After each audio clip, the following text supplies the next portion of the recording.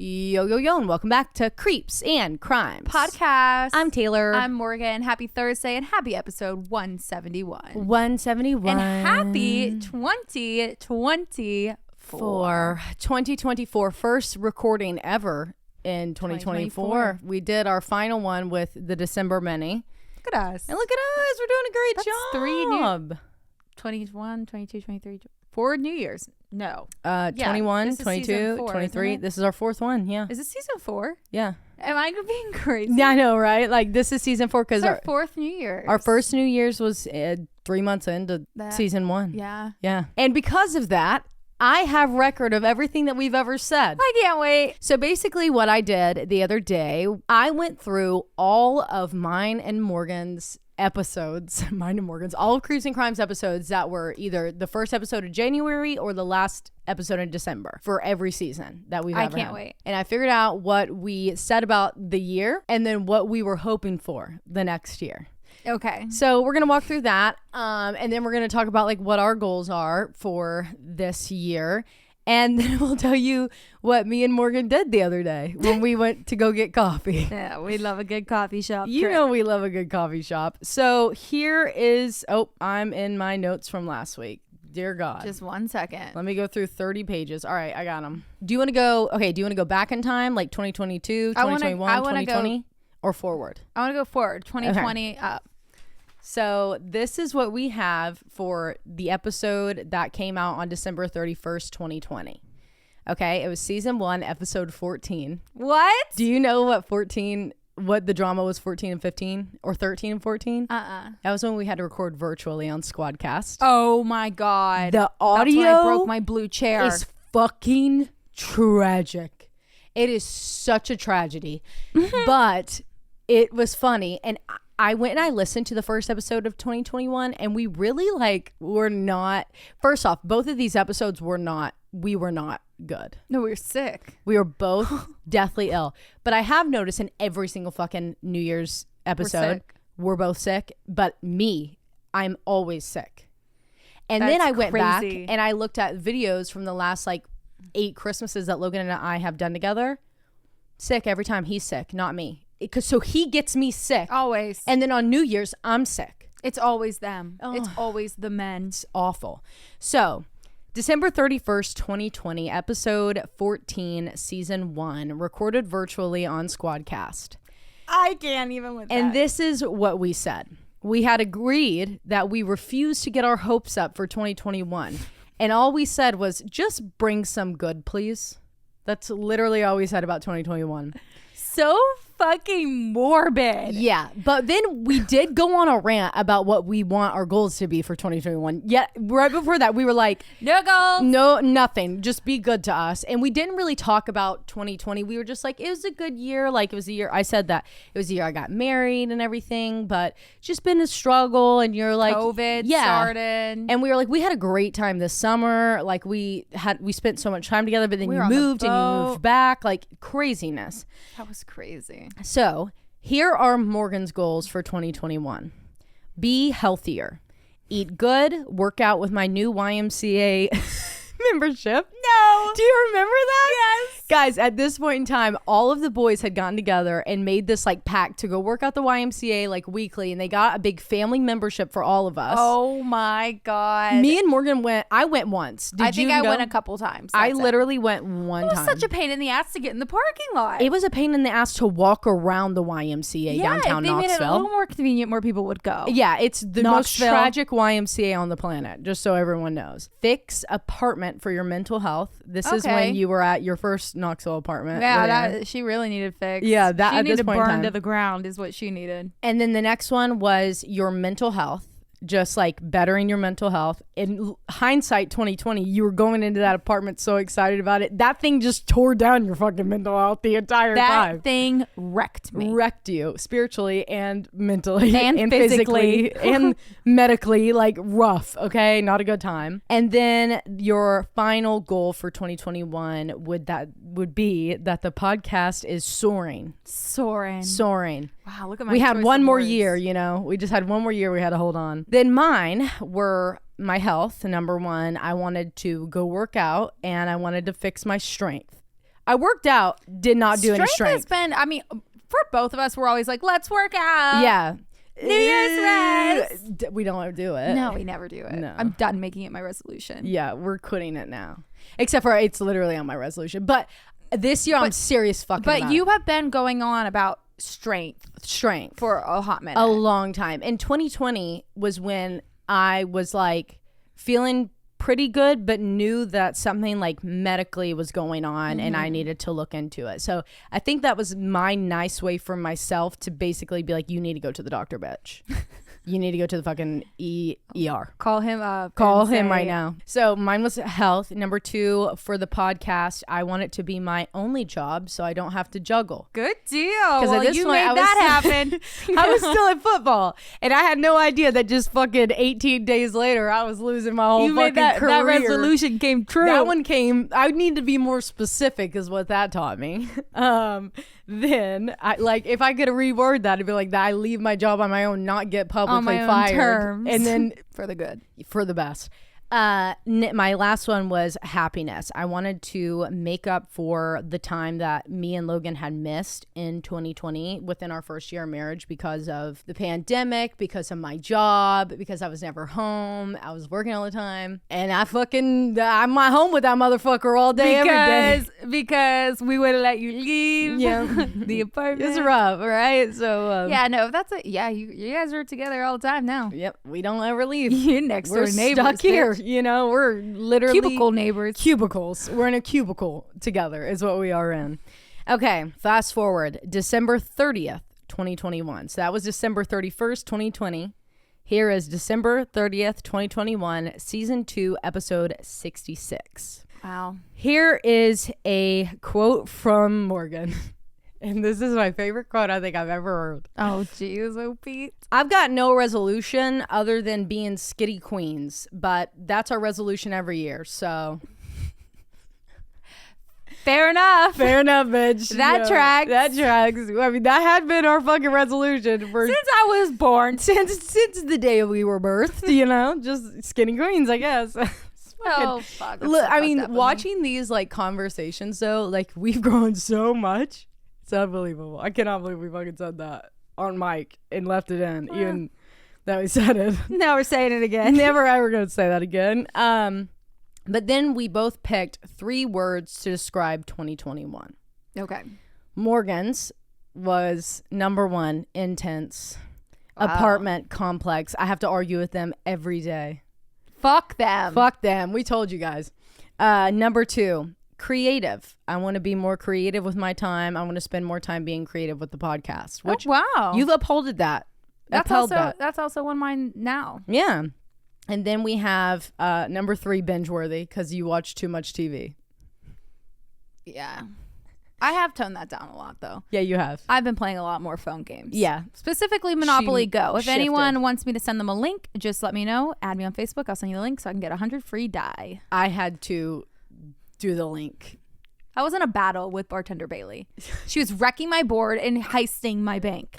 Dear God. Okay, and then my 3 words to describe 2021 were stressful. 2021. Stressful, fun, and hard.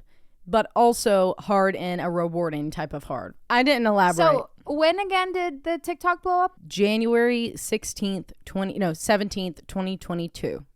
So about 17 literally days after 17 this. days after this. Okay. We had no idea. The last thing that we said was we just both have more hope for 2022. And damn right did we. Fucking it happened. It happened. Wow. December 29th, 2022, season 3, episode 118. 3 words to describe 2022 for me. Number 1, so rewarding. Aw. 2 years in a row I said so rewarding. Number 2, validating. 2022 was the most validated I've ever felt in my entire life. 2022, we were on cloud 9. Yeah. Number 3, growth. Spiritually paying attention to signs that guide us. So then to wrap up, we both did a wrap up phrase for like what we would say about 2021 or 2022. I said challenging but worth it. And then you were like, yeah, it's 100%. It was a grind. 2022 was a grind. True.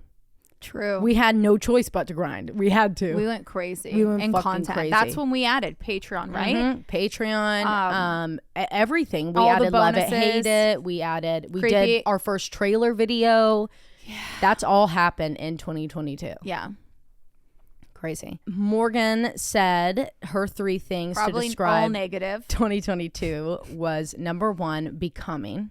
No, I don't even know what that means. You explained it as I Googled that for sure. No, you said you were working through it, like talking, but you landed on becoming. But you were like, I just felt like I became like a lot of things this year. Like I got engaged, I became a fiance. Okay. We became validated, and we actually became podcasters, identifiable podcasters. Okay. Yeah, I'm type of with you thing. now. Number 2 was testing, For sure. for sure. Number 3 was precious. Oh. A lot of precious moments. Your wrap-up phrase was, you agreed with me, and then we both agreed at the end. Why am I nervous right now? That Like, it's what been was a it? good.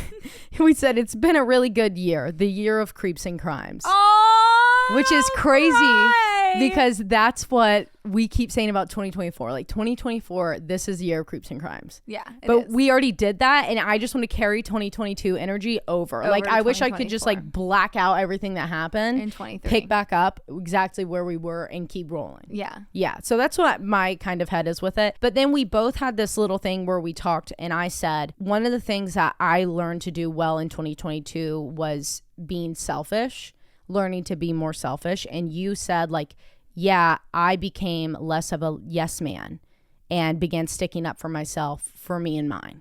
Oh. So we both agreed that, like, Let's get back on that, bitch. it was a year of like work. Me and Morgan had to have literally this talk with this quote the other day. I was like, I just went through all of our videos, and what you're telling me right now is completely against everything that you said when we were going into 2023. Old you would kick your ass. Old you would literally lose it. So that's where we're at. Oh, that was really cute. That was really cute. I want to do this like every year where we But just. we didn't do one this year. But we're going to do it right now. Okay. Yeah, that's what we're going to do right now. All right. So first, let's pick. I didn't even think to say pick the 3 words to describe I know. 2023. So now we need to think on those. 2023. Let's think of what happened in 2023.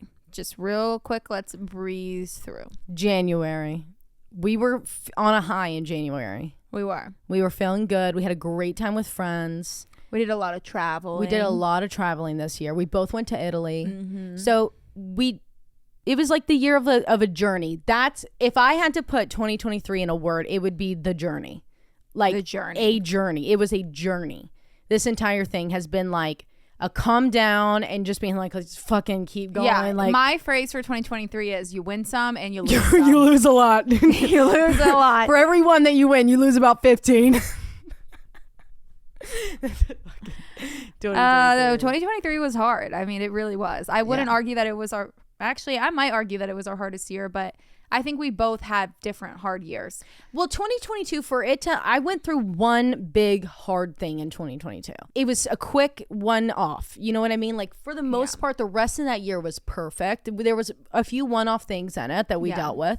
But really, like, for every problem, there was immediately a solution in 2022. Mm-hmm. And we were grinding so fucking hard that we kind of just were, like, letting shit roll. Like, just go. Just fuck it. Don't even want to dwell on this. Keep going. The journey, I like you win some, you lose some. 2023 was tough, and It's tough.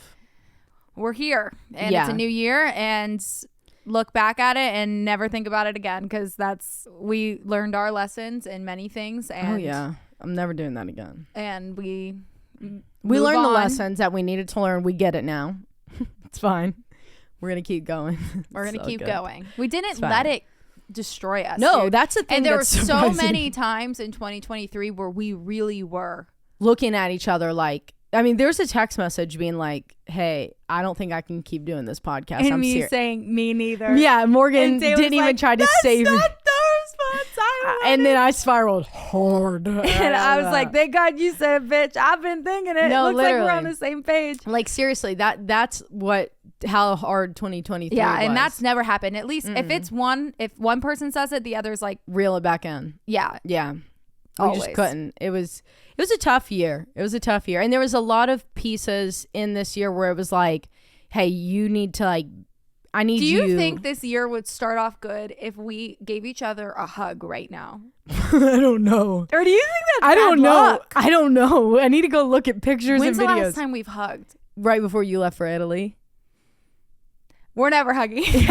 No, that was good. It was a good time. No, Taylor. What happened? Italy. Shit hit fan. Italy and Shit, on. yeah, you know what? We're never hugging again. I don't think That's we can ever over. hug again. Yeah, that was the last. It's on a vlog.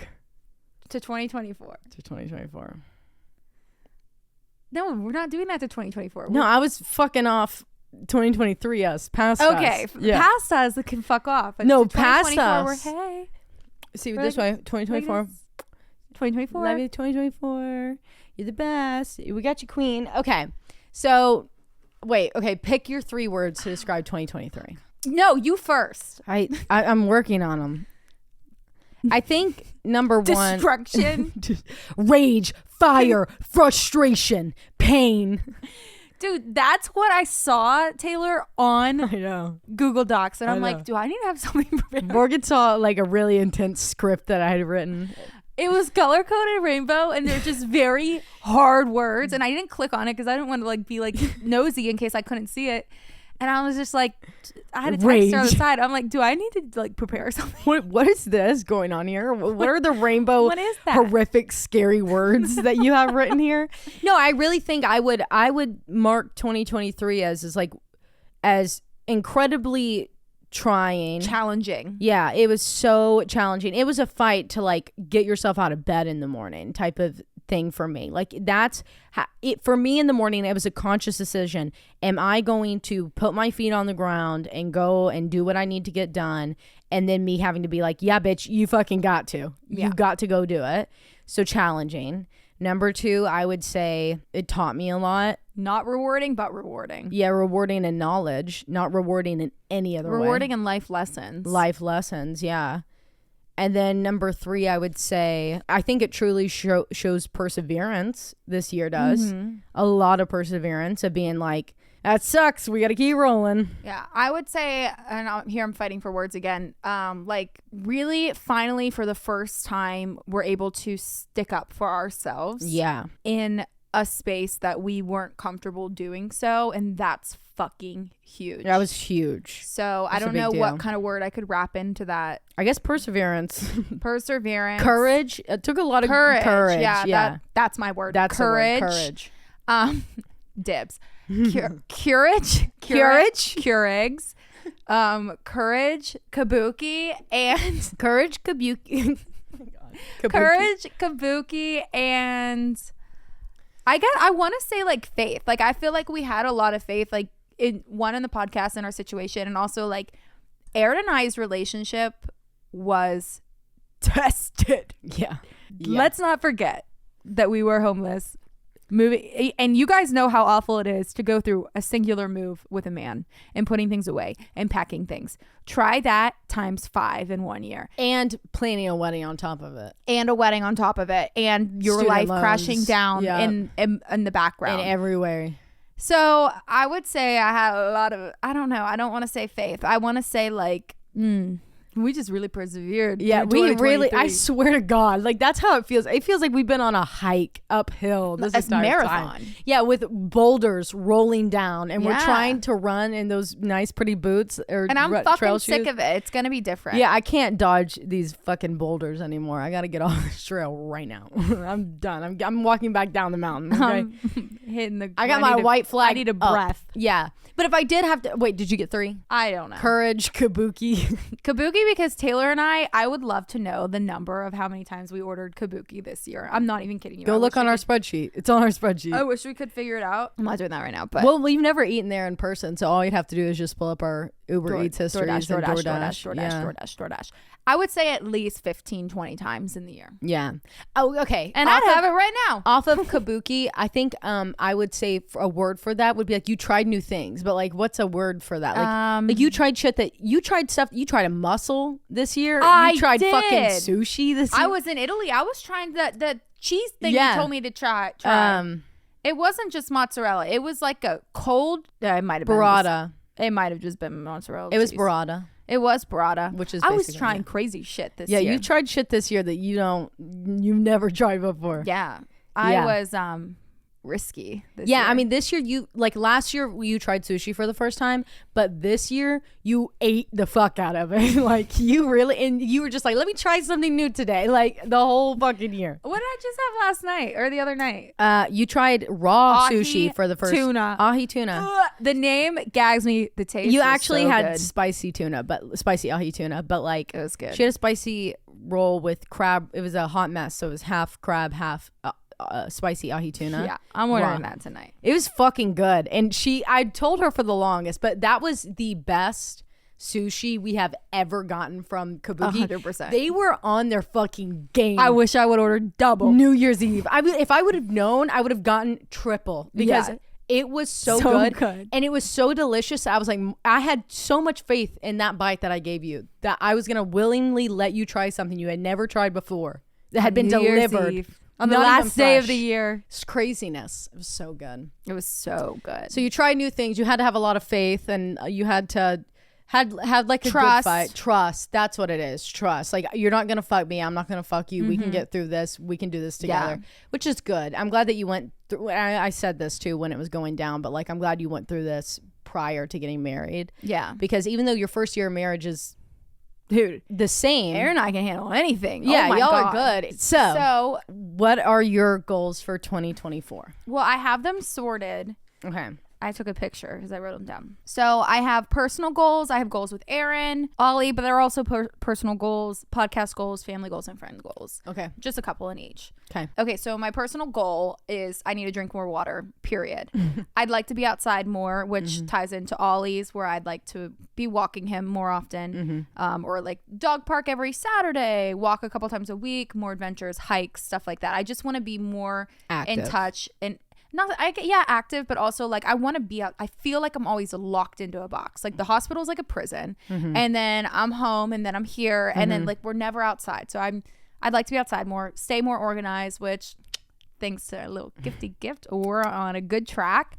And personal, I don't want to hold back anymore, and like in a way that I feel like I'm protecting someone's feelings. Like if I want to say something, I want to say it, and am I wording that correctly? Yeah, you're like doing it right. That's what my own personal goal is.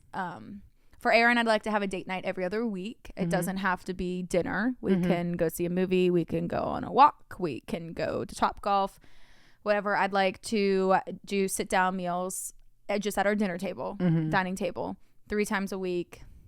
Make it 2. And then I want to work on our communication, thoughts, feelings, wants, desires, so on. So Ollie I already tied into. My podcast goals, this is my new layout. Okay. I'm going to have my notes finished for the entire week every Monday. Okay. Every Monday. That way I can have a couple hours a day after work of chilling. So I don't have to like rush into, you know what I mean? So anyway, that's my goal every Monday. I want to be more creative. I already told you that. And then I want us to plan and perform a live show. Me too.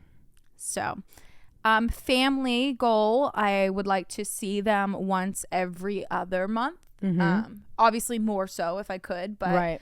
And that includes like if say I go home to my parents and then, you know, a month and a half later I'm going to Florida to see Mitchell and Sarah, and then a month and a half later I'm going to Denver to see Marley and Pearly. Stuff like that. I want to be seeing family at least every other month, if not every month. And then if on top of that, I'd like to FaceTime everyone regularly. So Sarah, Mitchell, Marley, Pearly. Yeah.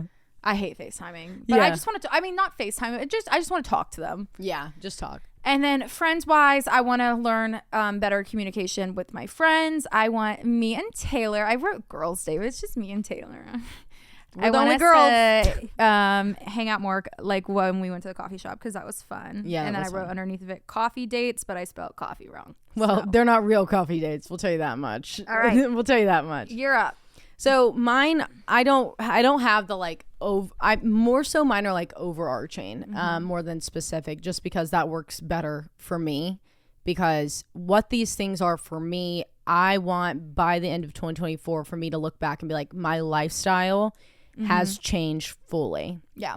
And another thing is that up until this point, which I'll go back into it, in my entire life, really been, and I don't want this to sound like I'm being like fucking vain or anything, but not to like toot my own horn or anything, but like I have been always so worried about how everyone else around me is and like what they're doing and making sure that they feel included. Yeah. That I've like, you know, I don't take care of me ever. Like I always take care of everyone else before me. And it's like tragic at this point. Like it's embarrassing at this point. I hate it about me.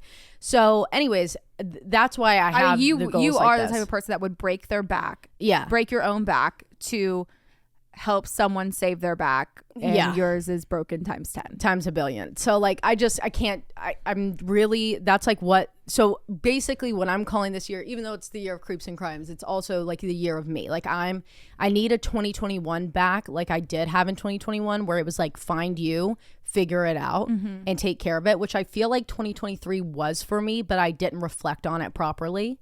So anyways, that's where mine are coming from. I have like 10. That. The first one is no more fear of failure. Up until the beginning of 2023, the end of 2022, because 2022 was so good, I was like so terrified starting off 2023 that like, oh, like I'm gonna fail at this and da-da-da-da. Where up until that point, it was just pure delusion, like that carried me through to everything that I did, no matter what it was. It was just overconfidence, delusion.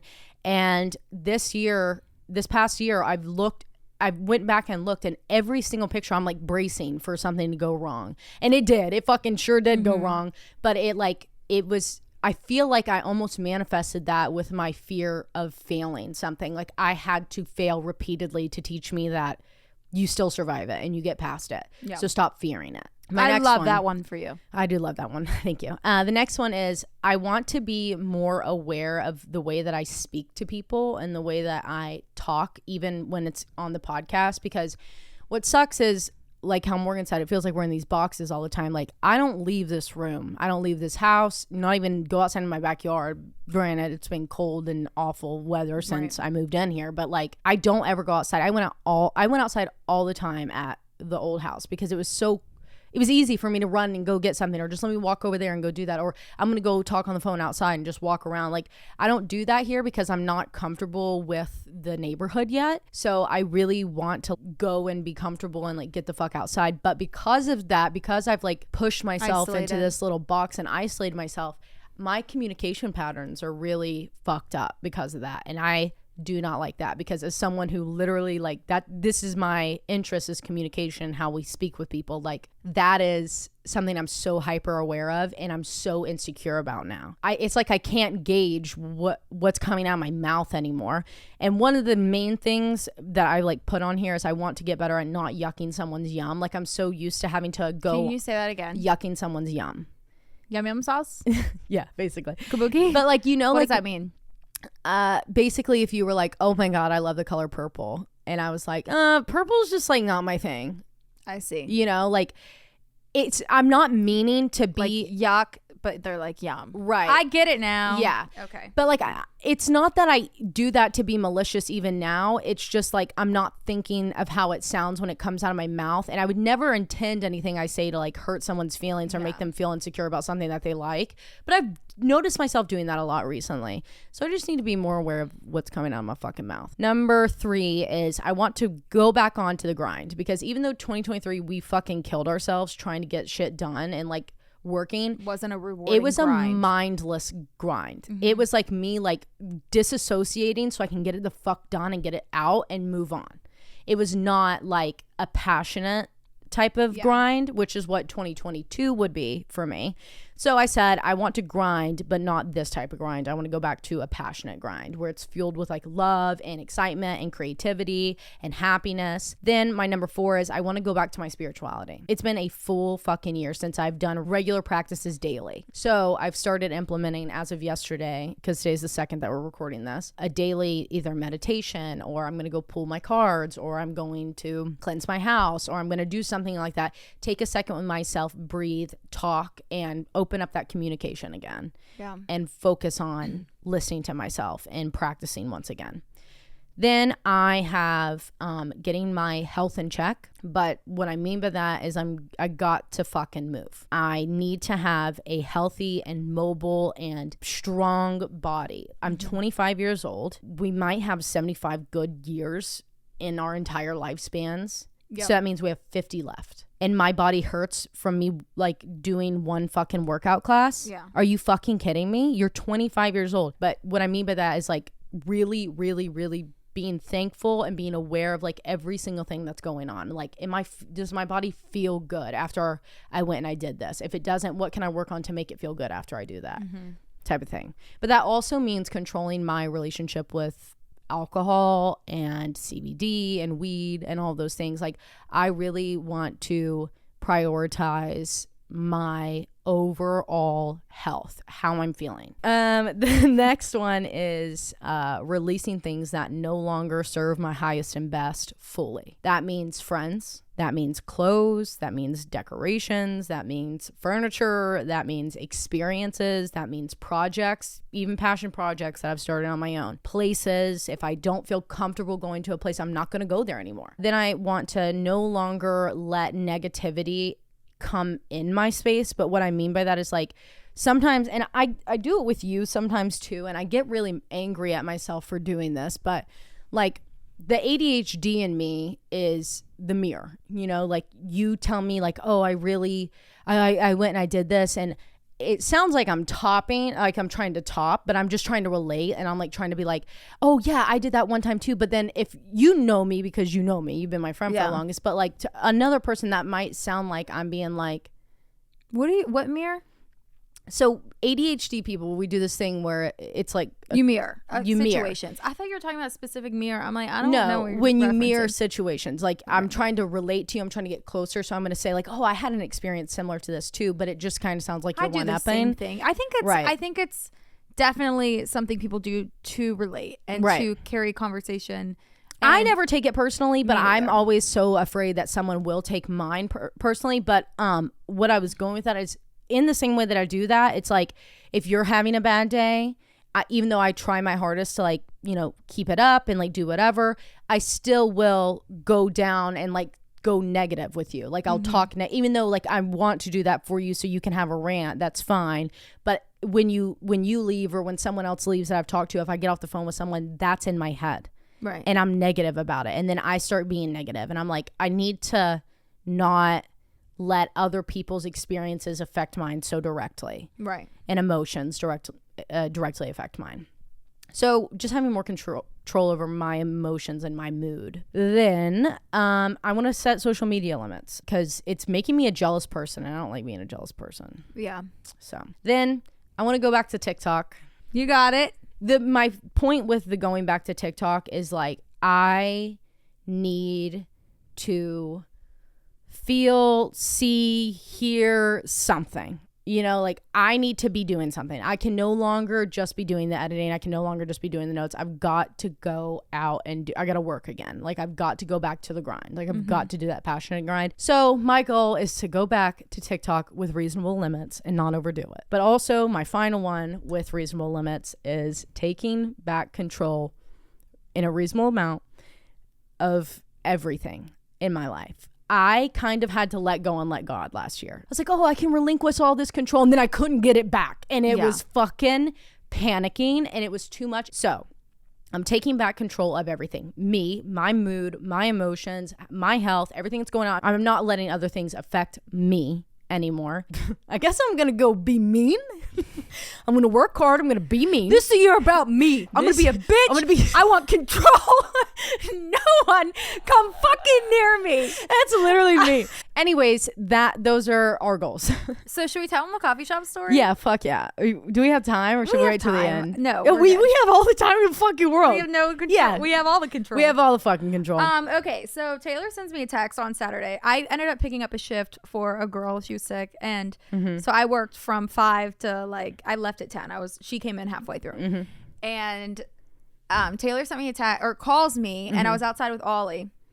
And I come back in and it was a text. It was like, don't worry about calling me back when you wake up. I'm just going to go to the coffee shop and then I'm going to go look for organizers at Home Goods. Organizers at Home Goods for my kitchen.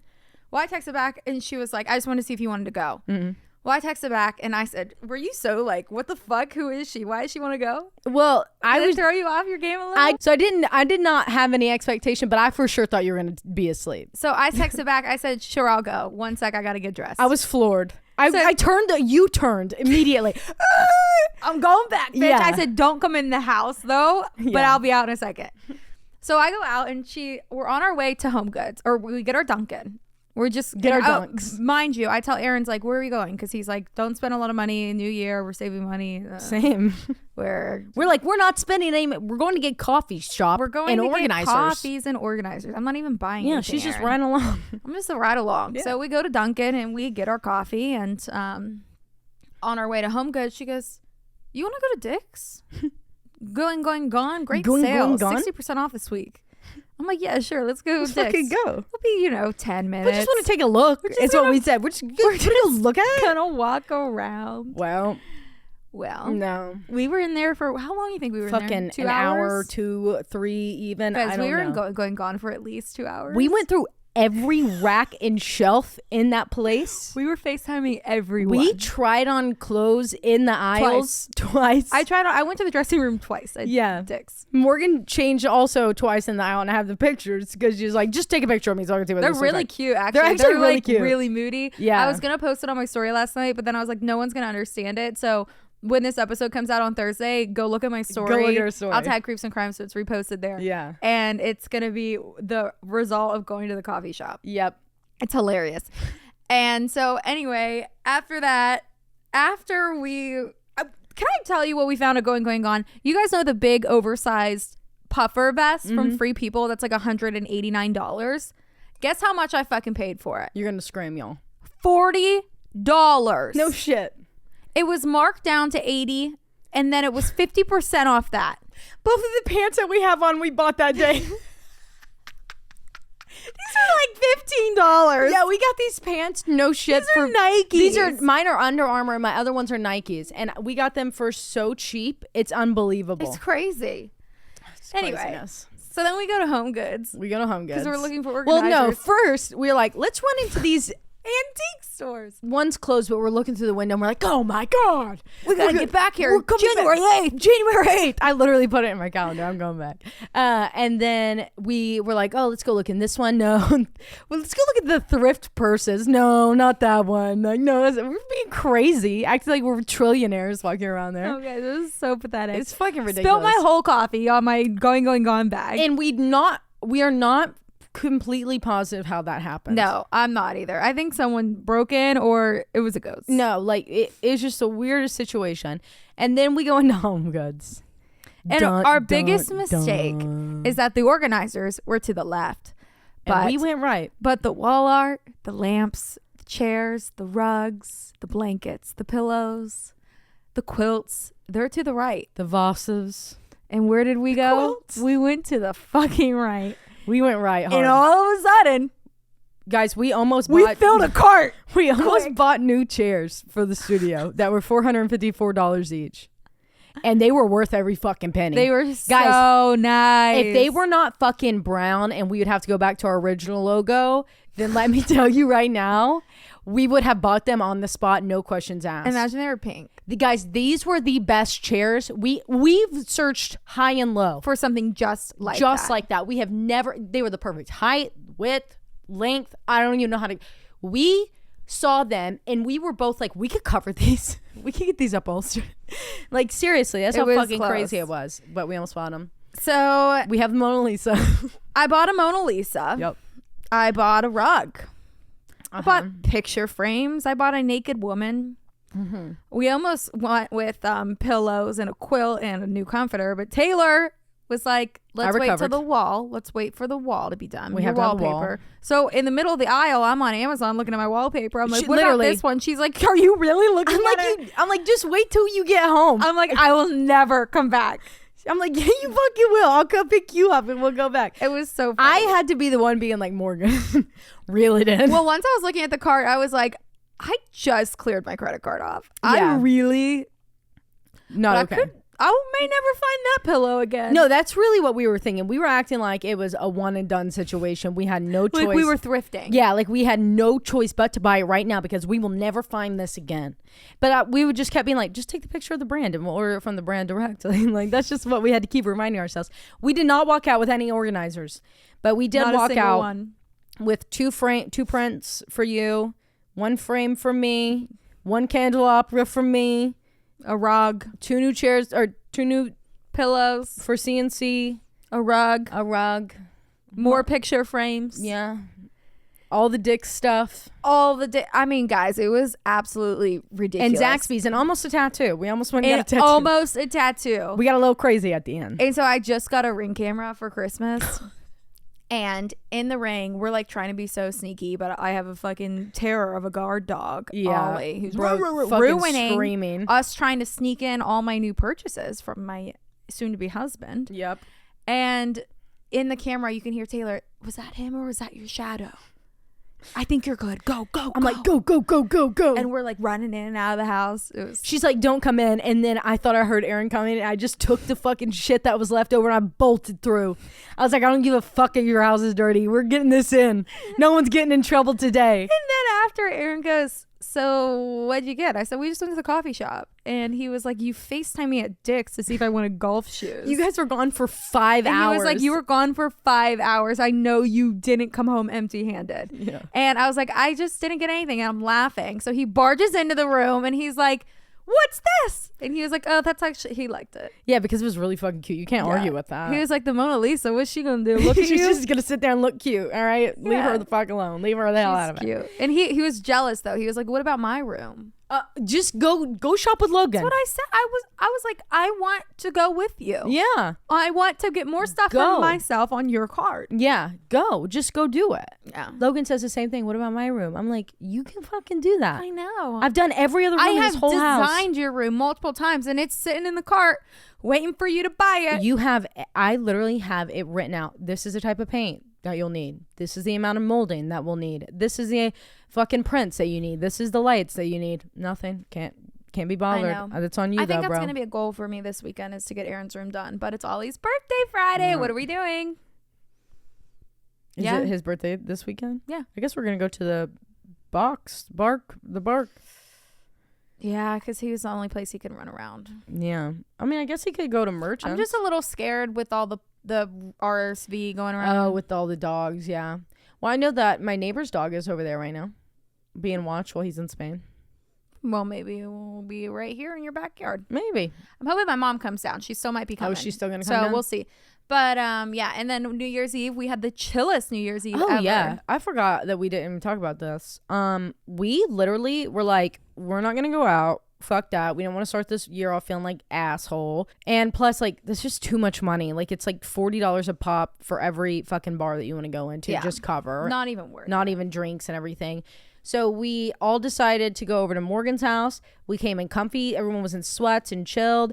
We ordered sushi, a big, huge thing of sushi. We had big cake. We took pics. We watched the ball drop. We played Mario Kart. We played fucking card games out the asshole. We cleaned out the closet and tried on everything that was in it. Bailey had... No, we were literally going through the archives. We went through the Creeps and Crimes archives. And it was fun. We had a great time. And then we put it all back. Yeah, we did. Organized. And we reorganized it. Anyway, I guess we'll call this episode Nostradamus and the recap. Yeah, because holy hell. It's so good. I don't want to take it out. It is so good. Okay, so let's get into it. Tell them what you're doing. So I'm covering Nostradamus. And his predictions for 2023, if they came true, if they didn't, and his predictions for 2024. This is a creep solo episode. The prophecy of doom. Doom. Boom, boom, boom. Bum, bum, bum, bum. All right, hit them with it. If you're driving, throw that shit on cruise control. If you got a glass, pour that shit up. And let's get creepy.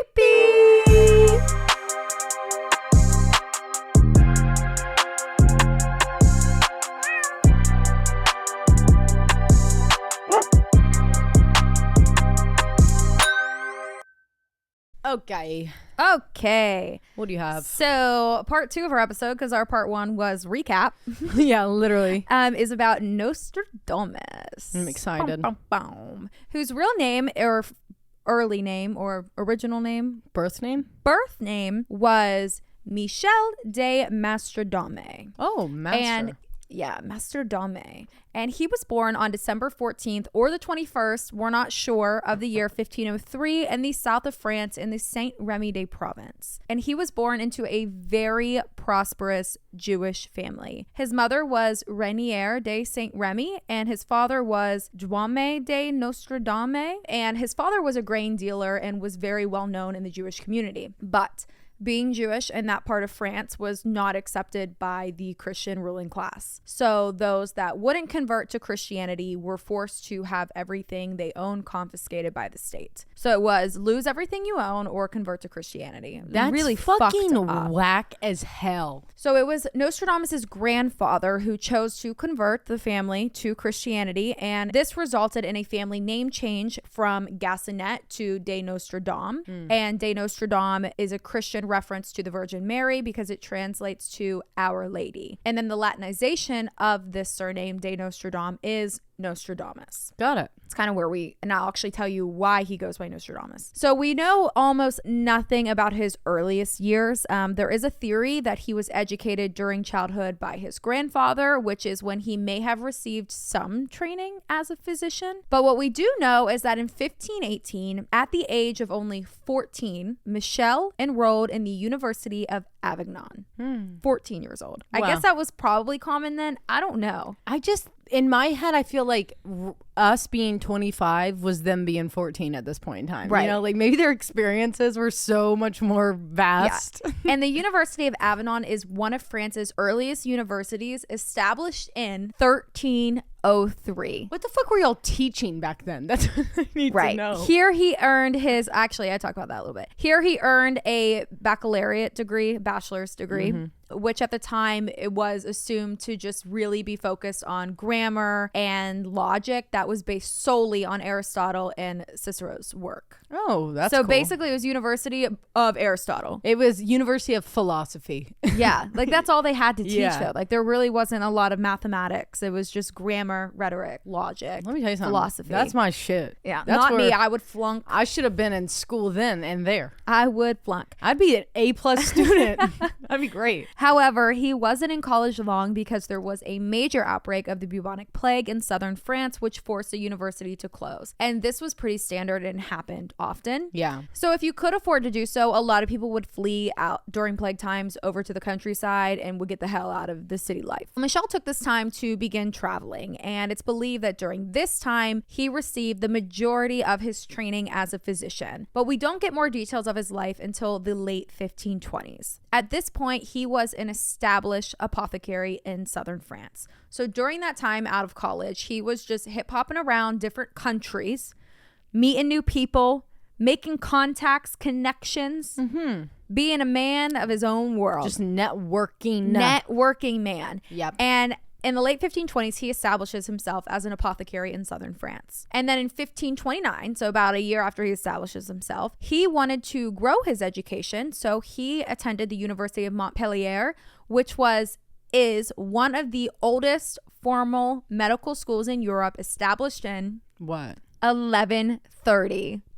They were just teaching people how to put on fucking band-aids. They were making potions. They're like, here's a lobotomy. This not even then. No, they were like, here's how you behead someone. No shit. Like, no, they really were making potions. They were like using 100%. Ginseng like this to make is like meds. This is how you make poison. Yeah, and this is how you make. And meds. I guess like how to do stitches. But do they even like what the fuck were stitches made? I out don't of back know, then? dude. Hey, I think it was like cat. Wasn't it? We looked this up before. Like cat something. Whiskers. Wait. When pig hairs? No, it was Dark History. Remember when we did Dark History? We did stitches. It was like stitches or something were made out of like cat intestines, and everyone was like, no, there was a big thing about it. What the fuck was it? It was something crazy because we were doing Dark History. Oh, I don't remember that. It was cat something. Maybe you heard it or we talked about it. No, it was you that said it to me, and there's a clip of it. Stitches were made out of cat intestines or cat something. And cat shit? No, whatever it was, me and you looked it up and it was like cat intestines or something. And we were both like, what the I mean, talk fuck? about fucking infection. No, right. Let me put this animal's intestines into my open wound. And someone like commented back and was like, oh, actually it's da-da-da-da-da, and like wrote this whole thing. And we're like, oh my God, that makes sense. But I don't remember what it was. No, me neither. That doesn't even ring a bell for me. Okay, but it was like history repeated himself because Michel, once again, was not at school for long. Within weeks, the authorities at Montpellier, or I think it's Montpellier, had learned that he was and had worked as an apothecary before going to the university, an established apothecary. And this was a huge violation. Universities, especially medical schools, prohibited students from having previously engaged in any sort of manual trade, meaning they had to come in fresh-minded and learn their ways of medicine. That's fucked. Isn't that crazy? That's kind of culty. I agree. Yeah, like if you don't do it exactly how the fuck we tell you, like clean slate type shit, you're done. You're done. And how the hell did they figure that out? I don't know. Did they do a nice little goog? I think a lot of people were like probably talking shit. Well, yeah, but also he wasn't really known, but I guess I don't know. Just this young doctor. This was definitely someone that went in there and like ratted him out. Yeah, I agree. So he was expelled. And there's actually a copy of his expulsion that is in the archives of the university today. Mm-hmm. For most people, this is a huge setback. I mean, huge. It's a huge setback. This is a huge setback. You get kicked out of medical school. Like, that's like life altering. Oh, yeah. But for Michel, who was only like 22, 23, 24, this was motivation. Yeah. He finds his new path, which is establishing himself as the plague doctor. Whoa. This was tricky because methods for treating the plague were very limited. And then besides quarantine, there really wasn't much treatment. Mm-hmm. You got the plague, you were going to die. Yeah. Like, that was it. But Michel's method for the plague was the use of what he called rose pills. And he made these himself. They were a mix of rose petals, sawdust from green cypress trees, cloves, calamus. Do you know what that is? I don't. And aloe, so like some version of an aloe plant. Mm-hmm. So he was giving these patients the rose pills, but he was also directing them and entire towns to immediately remove anybody who had contacted the plague and died and bury them immediately. Yeah, because so this was his invention of like get rid of that. Yeah, because a lot of people it was very common practice then that when someone died, you would walk to the bedside and pay your respects. Well, that, and also when the bubonic plague was going on in a different city in Europe that M actually just covered on, and that's why we drink. They were talking about how the rule was that you boarded up the house. Yeah. And you left the bodies in there until like, I think it was like 90 days or something before you could go back in and then retrieve the bodies, because that's how long it would take for the plague to die. Yeah. Well, Nostradamus basically created this entire like sanitization like effort. fuck that. Don't leave the body. And yeah, he was like, bury it immediately. Remove it, bury it. Here. And after that, you are going to sanitize and wash down any possible surface that person had touched in the last like couple weeks, which is all we heard in 2020, so we know that shit worked. It's still carried over to this day, the sanitization effort. I mean, granted, they probably literally only had like boiled water. Yeah, well, I bet they had like chemicals, much like, because like, what was their soap? Probably bleach and stuff like that. Like they had soap and stuff, but I'm sure there was bleach that you could go get. That's crazy. Because bleach has been around forever. That's crazy. Yeah. So his rose pills were totally ineffective. His other efforts, the sanitization method, it was a really good idea, and it was really working for a lot of towns. So this sanitization method of his spread quickly when his reputation as the plague doctor grew around southern France. Anytime there was a plague outbreak in a community, they called the plague doctor. Oh, yeah. Nostradamus was called there. And bro never contracted the plague. What's so whack is that we literally I've never heard this about him. Had no idea that this is one of the things plague he doctor. did. All I hear is Nostradamus. I'm like, predictions, you know? Yeah, exactly. Around this time, he married a woman whose name was possibly, it's not for sure, Henrietta de Enquasi. Sorry, I don't fucking know. Henrietta. The two of them had 2 sons together, and life was pretty good for him as a father, a husband, and the plague doctor. Yeah. Anytime he went to treat a village, he was rewarded with life pensions in return. Like, these people were bowing down to Michel de Nostradamus. And the only thing he was saying was wash your fucking hands and clean your house. And take this rose pill. Well, they weren't knowing that. They weren't connecting the dots that the rose pills were ineffective, I believe. So I think like to them, he was offering treatment, but really he was just stopping the spread. So it was a less catastrophic plague than they had previously. He was slowing it down, whereas up until this point they were just leaving dead bodies, which is going to cause more than a fucking plague. I'll tell you that much. So he had a pretty good pension. He was making good money. He now has a wife. He's got 2 kids, but tragedy struck when his wife and 2 children were taken away by a plague outbreak in 1534. What? Many people believe that it was this personal tragedy that caused him to create new methods of treatment, but others believe that it was during this short time at the first university that he was at before the plague took him off and made him travel the world. Apparently there was a very extensive library that had to do a lot with like mystical things and becoming like a heretic and a witch and a seer.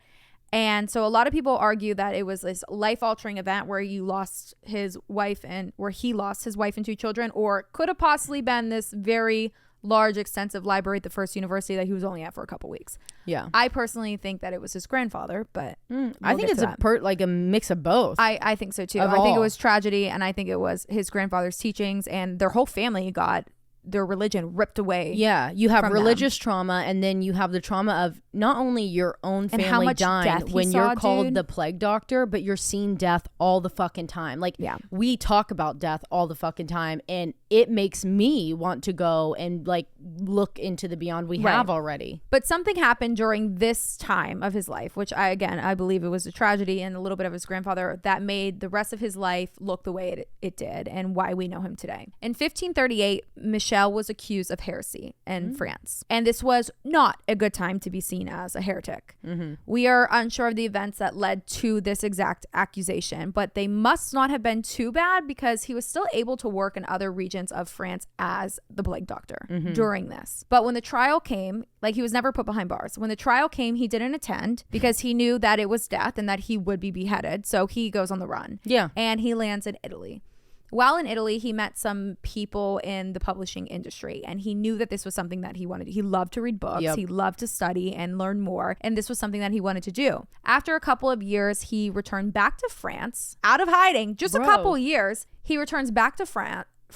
He returns back to France and was back again role-playing the plague doctor. This is where he started another family, marrying a widow by the name of Anne Ponsardi, and they would go on to have 3 sons and 3 daughters. Between his wife's hefty finance, large sum of money that was left to her after her husband died, and all of the pensions that he had built up town after town after town as the town's favorite plague doctor, he was well off, and he was finally able to settle down and do what he wanted to do, which was write. So in 1550, he published his first book, and it was an almanac, but their almanacs were more like a booklet or like a pamphlet. So it was just like 9 pages, usually 9 to 12 pages, just any topic of discussion. Right. And the first one he did was astrological predictions. It did pretty well because a lot of people hadn't seen that.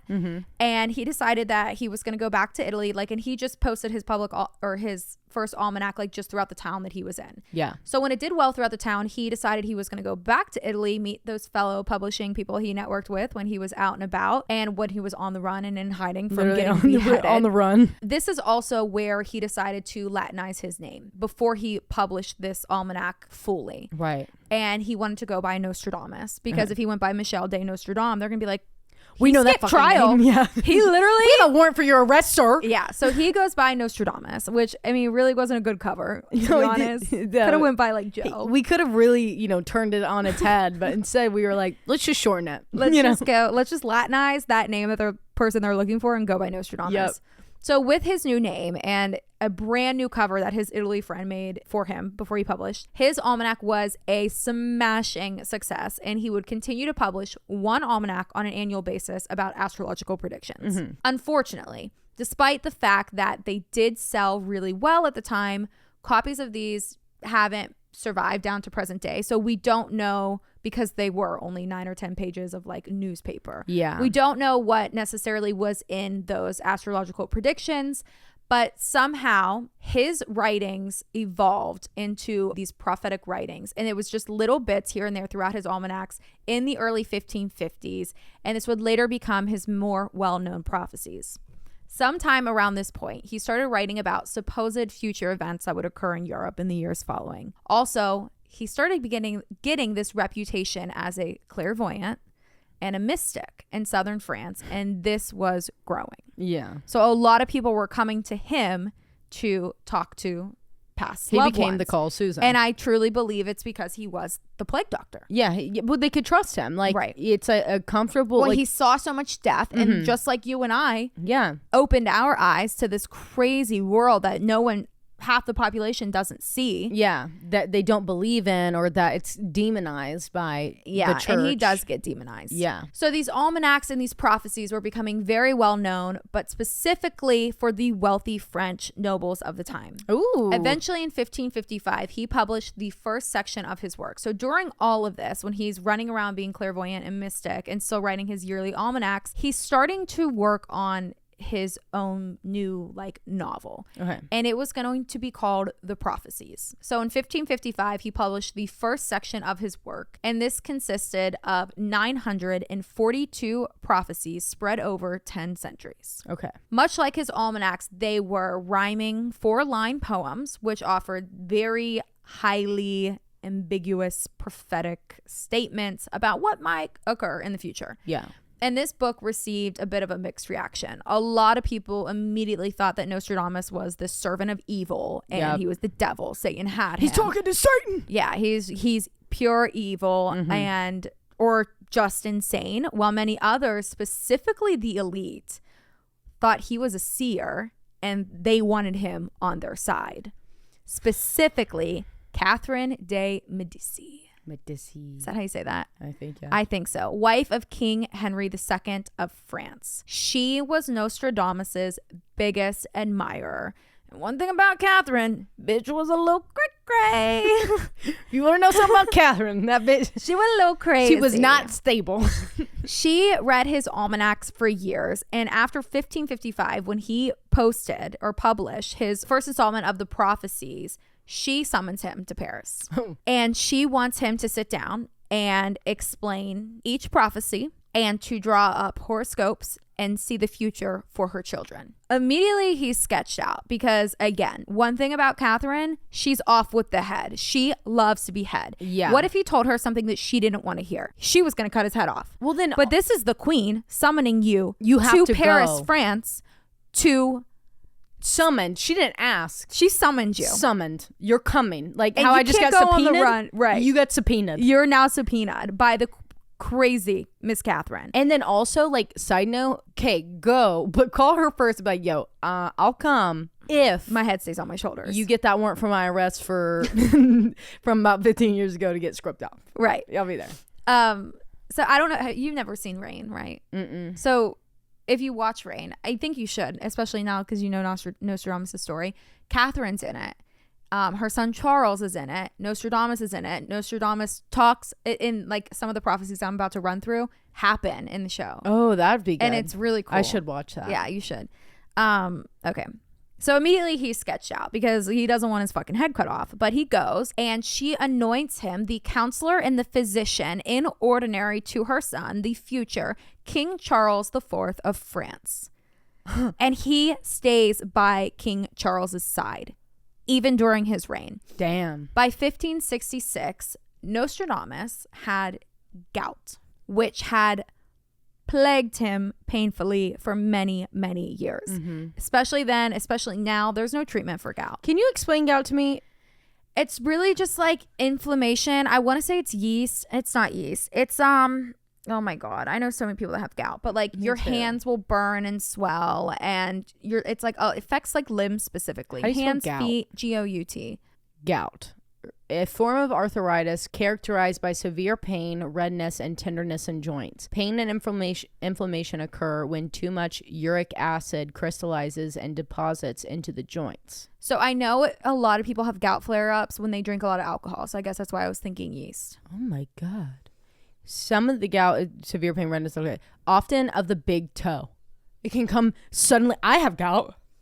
Or do I have ballerina toes? Who knows? I don't know what ballerina toes are. So in the middle of the night, I wake up, like, to this day. It happened a lot more when I was still dancing. Hair tourniquets? No, my fucking toes pointed, like, hard in the middle of the night, like, hard pointing. Can't unlock them? Can't unlock them. And I get, like, Charlie horses all the way up my leg and my fucking foot. I haven't had a Charlie horse in so long. Dude, I had one the other day. Yeah, actually, so last bad. night at 9:45 p.m. I had one. I haven't had one. Did you take a break until you started working out again and then you got them? Yeah, when I started working out again. That's probably why I haven't had them. Because it wasn't from working out. It was that I hurt my back yesterday or at some point. I don't know when, but I'm hurt really bad. Like, I can't even lift my right leg. You and Aaron both. Go to longevity. I'm tired of it. Me and fucking Aaron are going to go get a couples massage. So I told him, I said, you would love that steam shower. You would never come home. You would never book come every out day. I want to get a steam shower in my next house because I love that steam shower so much. But anyways, my back's hurting and I was on TikTok or something and I scrolled across this one. It was like, hey, this is like a yogi way of getting rid of lower back pain. So naturally, I was like, let me get in child's pose. So I get in child's pose and I tell Logan, I'm like, push on my lower back like you're peeling. This is what the guy said. Peel the glutes. You sent me this. Yeah, peel your glutes off of the bone. And so you push like where your fat starts of your butt, like right below where it hurts, like where it connects to your joint. So like your big juicy butt, like that, you're pushing that cheek down and you give a lot of pressure to it. And then I had Logan lay on me. In the middle of that, I got the Charlie horse. Oh, and I was God. like, get the fuck off of me. Like screaming. It hurts so bad. It hurt so bad. Have you ever gotten them where you can see them? Yeah, and they like the whole fucking inside rolls. Oh my God, that freaks me out. I hate that. Okay, so 1566, Nostradamus has gout and it catches up to him. He had many, many years of very painful movement. It was very difficult. Yeah. And then this gout turned into edema. Later this year, he summoned up his lawyer to draw him this extensive will that would allocate his property plus 3,444 crowns, which is around $300,000 today, minus a few debts, to go to his wife pending her remarriage. So she couldn't get him until she remarried. What the fuck is that about? I don't know. Maybe he and was just also like, placed a trust in for his sons pending their 25th birthdays and her daughters pending their marriages. I wonder if that was, I mean, what, this is what, $300,000 in the 1500s. Bro was rich. But I think that the reason why that is 1500s, they had to be married to be able to do anything. Women couldn't do anything without men. Yeah. So she couldn't get that money until another man came and took his money. Guys, we would not survive. We'd be burned at the stake. Yeah. On the evening of July 1st of 1566, he is alleged to have told his secretary, Jean de Chavangy, quote, "You will not find me alive at sunrise."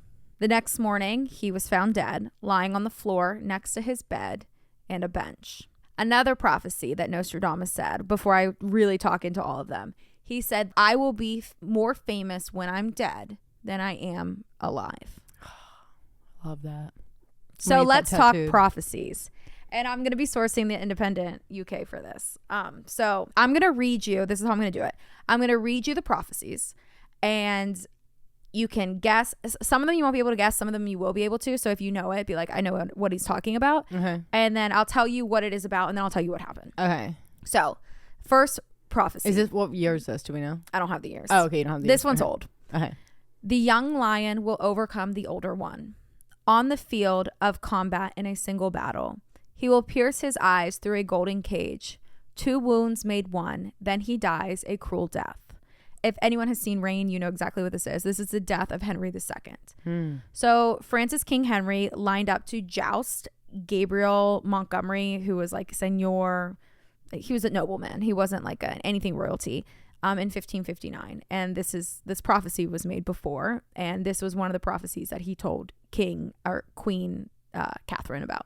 Ooh. While they were jousting in their final pass, Montgomery, like his Joust. What are they called? Spheres? I guess. His pole. His jouster like split into 2 shards, which remind you, his prophecy said 2 wounds made 1. One piece of his joust went through the king, guy. This is the king. Could you imagine? Jousting a nobleman. Nobleman kills the king. This fucking regular dude. One piece of his joust went through the king's visor, through his eye, and then the other lodged the side of his head in the temple. He suffered for 10 days before dying in his bed, and their shields had lions on them. So let me read it again. The young lion will overcome the older one. On the field of combat in a single battle, he will pierce his eyes through a golden cage. They wear helmets. 2 wounds made one, then he dies a cruel death. 2 wounds stabbed twice, lives for 10 days before dying, suffering with no medicine. The first prediction, Nostradamus, like that was public. And everyone knew it was coming. Dude, let me tell you something. 10 days? No. Go ahead and grab that and move it around a little bit so I can go out. Literally choke me. Suffocate me. No medicine, dude. You're giving me rose pills? I don't want them. Tell my wife to come behead me. Yeah. Before I lay like this. Are you kidding me? Why would they do that to a king? I don't know, dude. I guess because you don't bow out. No one wants. He could have survived. The king dies, the country can be overthrown. Yeah, you know that they're thinking too, and they're like what if we killed him on accident and he like pulled through this shit? You know, I know. He's got the fucking rose pills on him. Nostradamus. Yeah, like bro, that's he's not right. He's low key writing in his book. The rose pills will not work. Rose pills in 10 days. But I will sanitize all the wounds. Okay. The next prediction is this: the blood of the just will be lacking in London, burnt up in the fire of 66. The ancient lady will topple from her high place. Many of the same sect will be killed. So this was the prediction for the Great Fire of London. On September 2nd, 1666, so 100 years after Nostradamus dies and he guesses 666, there was a small fire in a bakery. It was Thomas Farriner's bakery, and it was on Pudding Lane in London, and it turned into this 3-day burning blaze that consumed the entire city and became known as the Great Fire of London. So there was a lot of deaths that weren't recorded at the time because people were considered to be, peasants. But many historians claim that at least 8 people died in the blaze. But also, again, no peasant deaths were recorded. Right. So you can go ahead and at least double that number to 16. Yeah. They believe that blood of the just refers to the elimination of, so this was around the time of the Black Death. So the blood of the just, they think, is the elimination of millions of these rats that were carrying the Black Death. Because they died in the fire. And then that deadly plague, the Black Death, died out during the Great Fire. Yeah. The blood of the just will be lacking in London, burnt up in the fire of 66. The ancient lady will topple from her high place. Many of the same sect will be killed. So I don't know who the ancient lady is. The plague. The plague. Mm-hmm. Yeah. Okay. You're better at this than me. Okay. The next one is songs, chants, and demands will come from the enslaved, held captive by the nobility in their prisons. At a later date, brainless idiots will take these as divine utterances. So this was the prediction for the French Revolution, many people believe. In 1789, the French people decided that they had enough of aristocratic rule, so they revolted and they stormed the Bastille, which was a Paris fortress that was used as a prison. And this was the fall of the Bastille, which symbolized the monarchy's abuses, and it marked the height of the French Revolution. And the lower class people, I don't like saying peasants, but that's what they reference. That's how it's written as. Yeah. Which sucks because it just sounds nasty coming out of our 2024. Coming out of our 2024 mouths. Yeah. So the locals, because that's what they were. They were locals. We would be present. We would be. They were just lower income. Like we would be peasants. Oh, fuck yeah, we'd be peasants. Yeah, we're peasants. So the locals took control of Paris and enforced their demands, and they kidnapped the royals in the French Revolution. Some of them even being beheaded. So songs, chants, and demands will come from the enslaved. The peasants. Yep. Held captive by the nobility in their prisons. Yep. Holding the royals captive. At a later date, brainless idiots off with their heads will take these as divine utterances, change the world. Bro's really spot on, I gotta say. So this one I just added in because I don't know much. I'm gonna just let me read it and then let me talk. Okay. Pau ne Laurent More fire than blood. Swimming in praise, the great man hurries to the confluence. He will refuse entry to the magpies. Pampon endurance will confine them. I don't know a lot about Napoleon, but this is the prediction of Napoleon's conquest. And so Pay, Now, and Laurent are references for 3 towns in Paris. And the last one is actually called Laurent now, not Laurent. But Nostradamus employed one of his favorite things that he puts in all of his poems, which is the anagram. And he rearranged if philosophers and studiers of Nostradamus rearrange the city's letters, it spells Napoleon Roy, which is Napoleon the king in French. So they believe that more of fire than of blood will refer to the non-noble lineage of Napoleon and who took power during the coup. Coup. I think it's coup. No, yeah, I don't know. Fucking hell. And then the refused entry to the magpies, they believe refers to the Pope Pius the VI6 and the 7th. Popes Pius the 6th and the 7th, both of whom Napoleon imprisoned. This next one's fucking crazy. Okay, I'm ready. The next 3, actually. From the depths of the west of Europe, a young child will be born of poor people. He who by his tongue will seduce a great troop. His fame will increase towards the realm of the east. And beasts ferocious with hunger will cross the rivers. The greatest part of the battlefield will be against Heister. Into a cage of iron will the great one be drawn, when the child of Germany observes nothing. He predicted Hitler's terror in Europe. Oh my God. So in there he says Hister, Hister. Yep. So if we don't know, Hitler was born in a very poor family in 1889 in Western Europe. Yep. Many believe that Hister was a typo, but it's also an old name for the Danube River. And Hitler was born just miles from that river in what was then Austria-Hungary, also known as the Danube Monarchy. But also remember that Nostradamus likes to incorporate anagrams. So maybe Hister was him. Or as a seer, if you're seeing Hitler, Hitler, Hitler, you're writing Hister.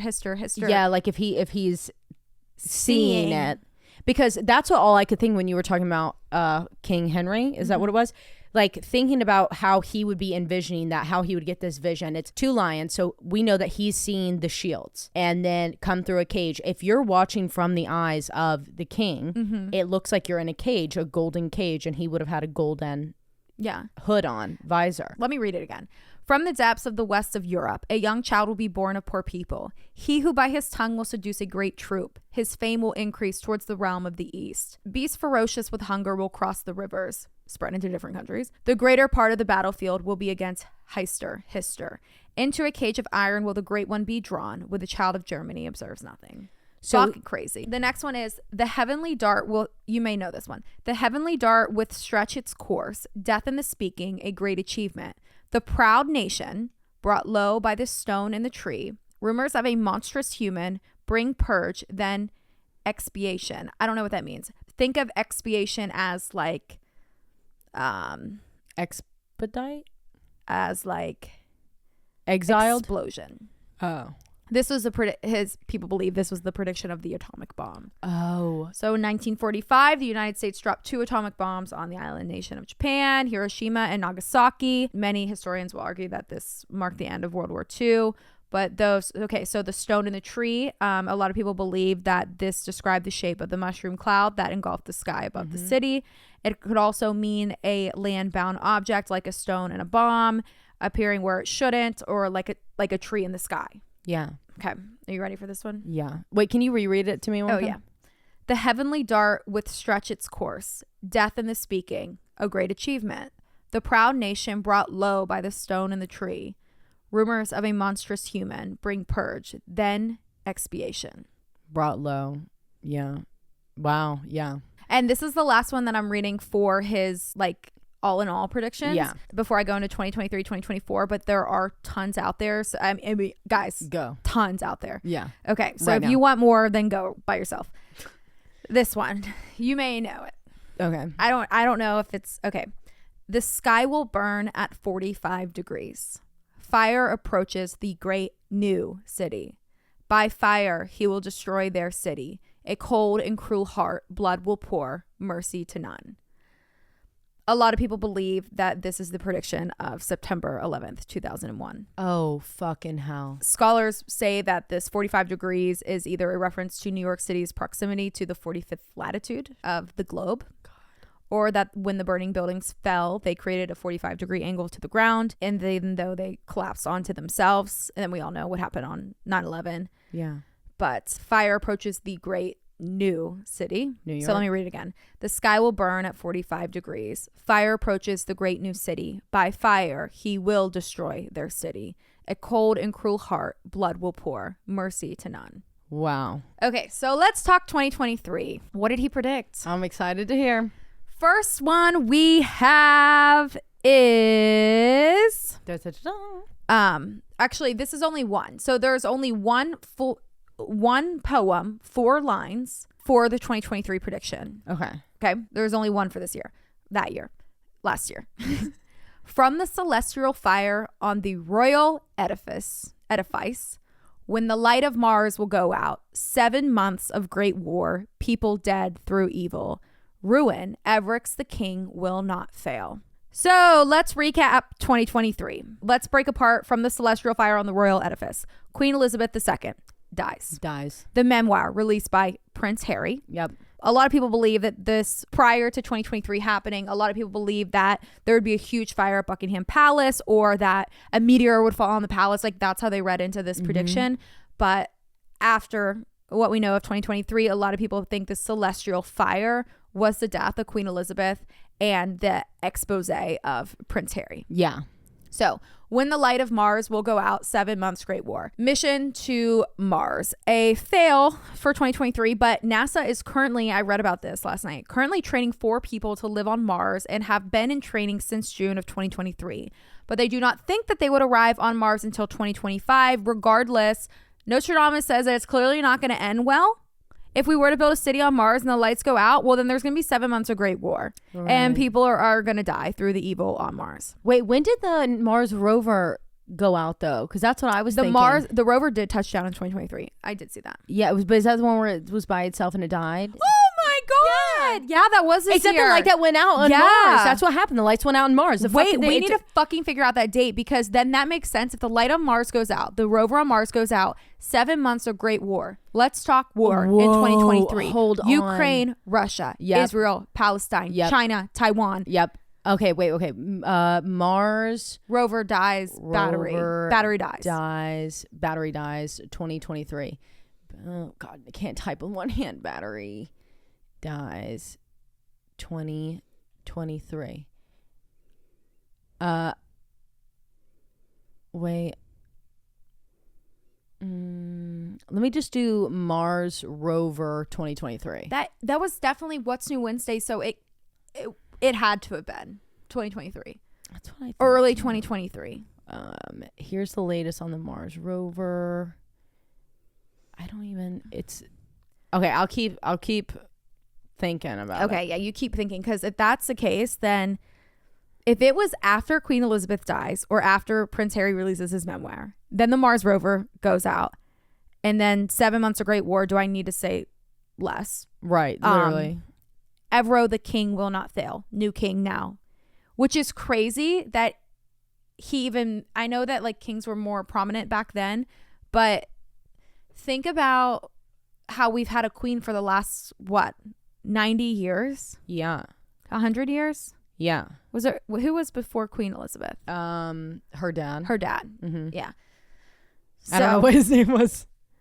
I forget too. But okay, this is really Charles. Weird. Within last 3 weeks, there's like 15 different articles about the Mars rover, and it's because Perseverance, who is the new rover, captured its youngest samples from Mars Dream Lake. And Perseverance, NASA's Mars rover, celebrated 1,000 days of science on Mars. And then NASA's Curiosity Mars rover, so another one, captured an entire Martian day from dawn to dusk on TV, on like video camera, and you can watch it. 2 days ago, it was released by Science Tech Daily. That's crazy. Clocks over 4,000 days on Mars. I know it died this year. We talked about it. Right. Why can't I find it? Yeah. So the 7 months of Great War, a lot of people predicted that this would be his prediction for World War III in the year of 2023, which we know didn't happen. But what we do know is there was a lot of war in 2023. There still is. And we saw some of the most inhumane attacks in war crimes this past year than we have in the long time. Yeah. last good bit of time. Yeah. So whether he was wrong in predicting World War III, what if he was right in predicting that these horrible attacks that are going on currently are going to lead to World War III, which is what everyone in this world thinks, if we're being honest, you know. So here's the lifespans of the Mars rovers. 2022. Well, 2023 hasn't been logged yet. So like fuck it, we'll find it. Okay, go. Okay, so I'm going to read all of 2024's and then we're going to break it down. Red adversary will become pale with fear, putting the great ocean in dread. The dry earth will grow more parched, and there will be great floods when it is seen. King of the Isles will be driven out by force. Through the death of a very old pontiff, a Roman of good age will be elected. Of him it will be said that he weakens his sight, but long will he sit in biting activity. So, first one. Red adversary will become pale with fear, putting the great ocean in dread. A lot of people believe this is predicting a war on water, and a lot of people believe that this has to do with China and the ongoing Taiwan beef. Red adversary. Red. Blood. Great ocean and dread. The second prediction of that second part is climate disaster, and that was the dry earth will grow more parched, and there will be great floods when it is seen. Now, this is crazy. So when I did these notes, nothing had happened because before the new year. What happened yesterday? January 1st, 2024, one day into the freaking year, Japan got terrible earthquakes resulting in catastrophic tsunamis. 7.6 magnitude of the biggest earthquake, and felt in California. Yeah. It's been bad if no one knows what's going on. Bad floods, bad tsunamis. Yeah. And here he is. The dry earth will grow more parched, and there will be great floods when it is seen. That's crazy. Yeah. The next one is King of the Isles will be driven out by force. So a lot of people believe that King of the Isles who faces controversy and is eventually driven out by force. This figure will be replaced with someone who has, Nostradamus says, no mark of a king. So, and some of his predictions, so people pull them. So I didn't explain this. I'm so sorry. Sometimes there's a poem of 4, and then a couple paragraphs later, there's another script that people will tie into that first poem. Got it. But they're not technically linked. So it later says on that the replacement of the King of Isles, who's driven out by force, will have no mark of the king. So a lot of people suggest that this could refer to King Charles III being forced to step down from the throne. And it's actually going to be Prince Harry that takes the crown instead of Prince William this year. Something's going to happen, and Prince William is not going to get the crown. Charles will give it to Harry, or something's going to happen that Harry takes the crown because he has no mark of the king. Whoa. That's crazy. Yeah. I hope they don't die or anything. I know. And then finally, we will, according to Nostradamus, be getting a new pope this year. Again, it says through the death of a very old pontiff, a Roman of good age will be elected. Of him, it will be said that he weakens his sight, but long will he sit and in biting activity. So I feel like that's a big change for the biting activity. Like, he's going to be there for a while, but I also think that there's going to be big changes to the Catholic Church and like what they believe in. And currently, I just looked it up. Pope Francis is going to be, or did celebrate his 87th birthday on December 17th and is now the oldest pope in history. But it says that he is in good health for a man of his age. Well, what's crazy about him sitting as long as he has, and also like it could be just like about him and like him passing away this year, and instead of being like because he's kind of controversial only because of the very, very, very progressive and amazing changes that he has already made to the Catholic Church from Vatican. I agree. So that's why I think a new pope comes in, and if he follows Pope Francis's suit, then a lot of Catholics are not going to be happy. Yeah, a lot of Catholics aren't going to be happy, or it's going to be split halfway through. Or if he reverts, then a lot of people are not going to be happy. Yeah. So I don't know, but I wanted to do a game for us, or a challenge for us for next week, where I want to write our own prophecies. Is that scary? Yeah, we should do it. Like no morbid ones. Yeah, we should totally do that. But like, I want to write our own prophecies for 2024. Like a rhyme, like a poem. A four We could do it for Creeps and Crimes, or we could do it like, I don't want to do it for the world because I don't want to like manifest anything. Yeah, and then it's on our shoulders. So let's do it for like our personal, like, I'm scared. Actually, wait, we should like do a meditate, like seriously, do a meditation, and whatever like thing that comes to us and that we say what it is. No matter like just something that will manifest something to come to us that's going to happen in 2024. Show us a vision, give us an insight to it, and whatever comes up, we just say what it is, and we'll go back and listen to this episode at the end of this year, okay, like we did just now, and we'll see if it played out, whatever it was. I'm down. Just fucking vague as fuck, no matter what it is about. Okay, so we don't necessarily say for us, for just what's going to happen in 2024. Okay. Ooh, that's gonna be a good one. I'm excited. We should do that. It's a project. Next, homework. We never did what you're the CEO of. Oh, this week, let's see. I'm the CEO of cleaning. I went ham. You did. The other day. Mopping. I never mop, guys. It's so bad Mopped. at me. I got toilet bleach for my toilet. My toilet's blue now, you know? Yeah. Love that. Aaron cleaned the drain. That's all he did. Fucking. I also got the first-hand experience, I didn't tell you guys, of what it's like to have a husband before you're hosting a party, and how they do nothing but yard work. And he's blowing leaves on December 31st at 6 o'clock at night, because that's when leaves need to be blown whenever we're hosting people and the house needs cleaned. In 30 minutes. What are you the CEO? The worst. No, I can't. Look, this is really funny. Side note, I was cleaning. I was fucking yesterday. Because you caused this for me. Just so you know, this is what your CEO-ness did to me. So guys, we come home.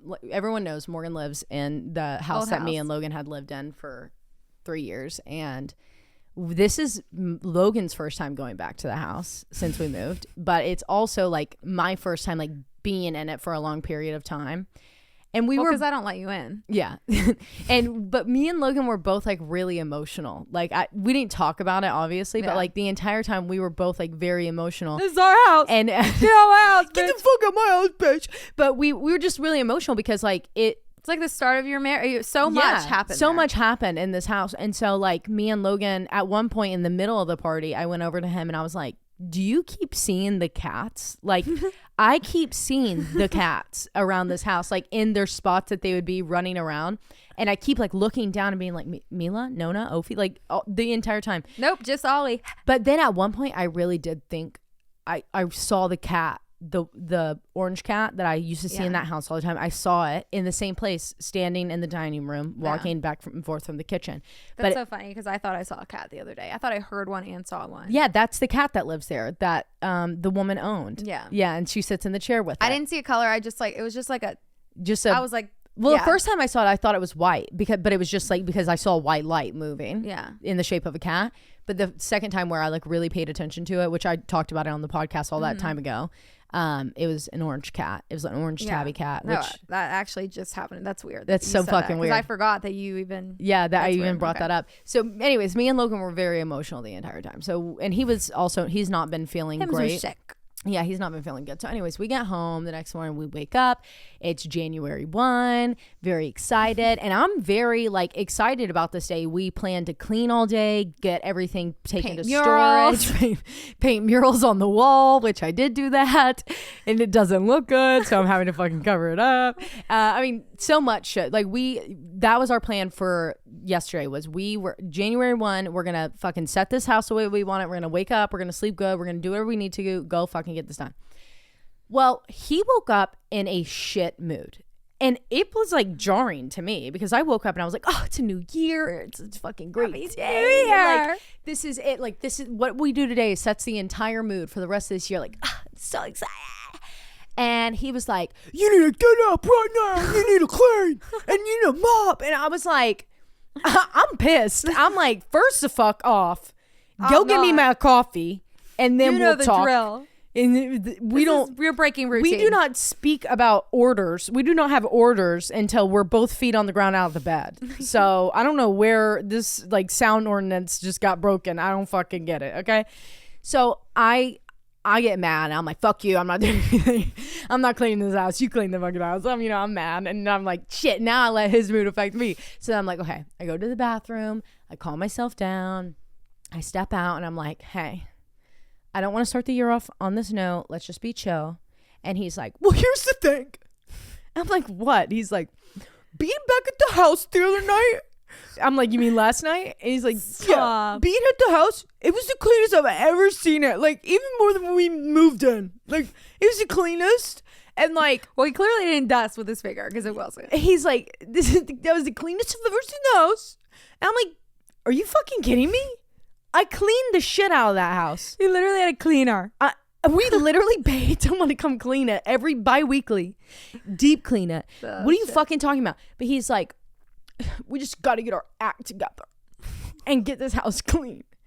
And I was like, you need to take a fucking break for a sec, because the reason why the house looks like the house looks right now is because you keep starting and stopping cleaning projects. Because this is what Logan does. He fake cleans and he gets so mad when I say this, but he's like, we got to clean. And so he goes and he vacuums first one side of the room. I'm like, don't vacuum last, very last. I told Taylor that we have to have a vacuum party. We're really for doing Logan's birthday, and it's gonna be like we're really like fucking we're gonna get him that. like the best vacuum ever. No, and, like, no surprise shit. him with a big bow and like the throw cake mustard on is the gonna ground. be it's gonna be a fucking vacuum. We found one for Aaron that we were gonna do for him. I don't remember what it was though. It was the fucking leaf blower. Leaf blower is his birthday party this year.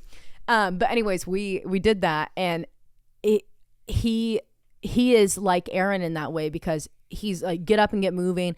I sit down and I'm like, what the fuck's the deal? He tells me what the deal is, and I'm like, okay, that's fine. We can clean, but you cannot be an asshole today. It's the first day of the year. You can't start it off like that. It's illegal. You'll go to hell. No, Aaron and I got into it too. Yeah, that's what God says. You'll go to hell if you make a big stink on day one. Because I made the mistake of asking to take the Christmas tree down. Oh, yeah. His hand slipped. No, it didn't. We were tying it up to make it tight to fit in the box. His hand slips because I wasn't holding it too tight. His arm hits off the wall, knocks the picture down off the wall. The nails rip out of the wall.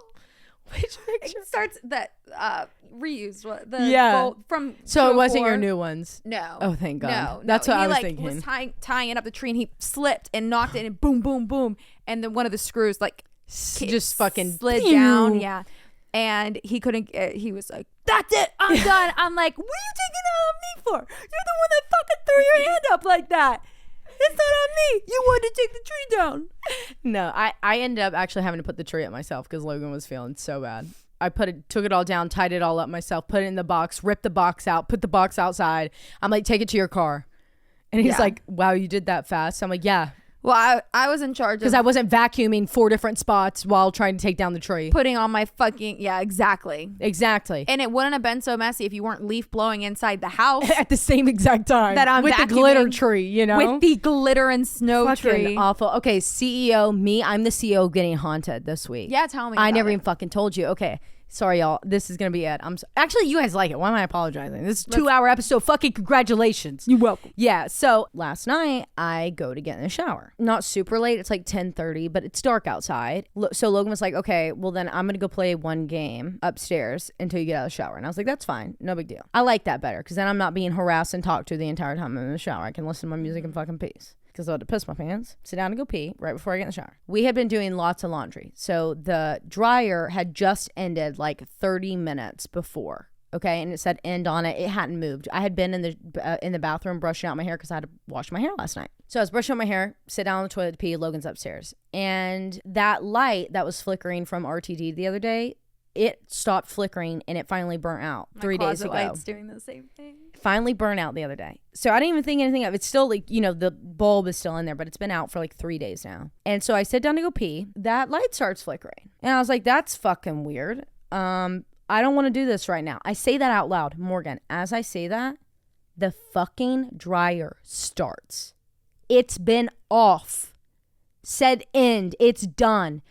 for 30 minutes because I went in there and I checked to make sure that it was a comforter. It wasn't on wrinkle prevention. It wasn't on wrinkle prevention because I put my I opened it, so that means it would go off. Like it wouldn't do that anymore. Right. I put my hand inside to make sure that it was completely dry because it was my big comforter. So I stuck my hand in. I was like, oh, it's pretty dry. I just shut it. I was like, I'll get it out when I get out of the shower. Didn't even think of it. Yeah. Okay. And I said out loud, if this is not just a coincidence and this is someone trying to communicate with me, turn them both off. Morgan. Dryer stops, light turns off, never came back on. What the fuck? I don't think I even wiped. I jumped the fuck up, pants around my ankles, jumped out of there, ran upstairs and was like, get off the game! Get off the game! He's like, what's going on? I'm like, I can't get in the shower. And he's like, why? And I'm like, I told him what happened. He's like, Taylor, it's just, that happens sometimes. It's an old house. Just I'm settling. like, no, I'm not. That's not what it is, Logan. I can't. And you guys know, I have a shower curtain up in this shower. You can't just do the open one where I could see. So I've been locking the door when I get into the shower to make sure that I feel safe enough to like shower in there, not freaking out about it. And I was having to wash my fucking hair. So I told Logan, I was like, there's no way I can get in the shower because I can't wash my hair because it's going to have to go over my eyes and I can't go behind that shower curtain. So it's either I hop in the shower and the entire bathroom gets soaked because I'm not putting I'm not shutting the shower or you're curtain. Gonna sit your ass in there with no, me. he was like, I'll sit in here with you. I'm like, that's not enough. I really can't. I can't. I'm so scared. I was so fucking scared. And all I said at the end of it was like, hey, I don't care that you're here. Okay, as long as you're good and you're in white light and you're a positive spirit that's for my highest and best, I don't mind that you're here. But don't ever fucking do that again. Seriously, I'll get Susan's ass over here in 2 seconds and everyone's going to be banished to the light with all of you. Off with their heads. Gone. You're done. Catherine on this bitch. Exactly. And nothing's happened since. Well, that I didn't notice my light flickering in my closet until after we went to the coffee shop and you were in the house. Yeah. And it actually it fixed itself, but now it like I turn them on and either it doesn't turn on or I turn them on and it's good. Or I turn on and it flickers. So weird. Yeah. In that boob light, so you'll never get in there and get those. No. I'm just never gonna have a light. No, you're never gonna have a light in that closet again because I'm not changing no fucking boob light anywhere. No, they're the worst. And those closets in the house are scary. Yeah. And your bathroom's a little scary. Yeah. But I hate that for you. That I think pick any room, and this really the fucking shower. Really. So I told Logan to go ahead and start looking for someone that does glass to come in and fucking put a glass door up because I'm not doing that. Yeah. I'm really not. I'm not going to be a part of it. I don't have to rent it anymore. I don't have to have the fucking moldy looking clear thing anymore. I'm going to go install something that allows me to look outside every time I'm in the fucking shower. Yeah. And the glass fucking window in the bathroom doesn't help either. Yeah, I know. The door. Because you can like see, even though you can't see through it clearly, like you can see when someone's standing there. Yeah. I've ripped that thing open many a time thinking someone was looking at it. You should curtain that. I actually thought about it. I found like a little bitty antique one at a thrift store the other day. Because if I saw a shadow outside, I just don't like drilling into doors though. Like that's my thing. So I'd have to like command strip it. Oh yeah, we have a fuck ton. Yeah. I could put it up with that. Yeah. Yeah, I should do that. that. A real thin rod. Yeah. Okay, guys. Well, I hope you had a great New Year, Christmas. Happy New Year. Holidays, all the holidays, Hanukkah, everything. I hope you guys had a great time. I'm so excited for 2024. I think that it's going to be our year. Yeah, I really do. I really do. Okay, love you guys. Love you. Bye. Bye.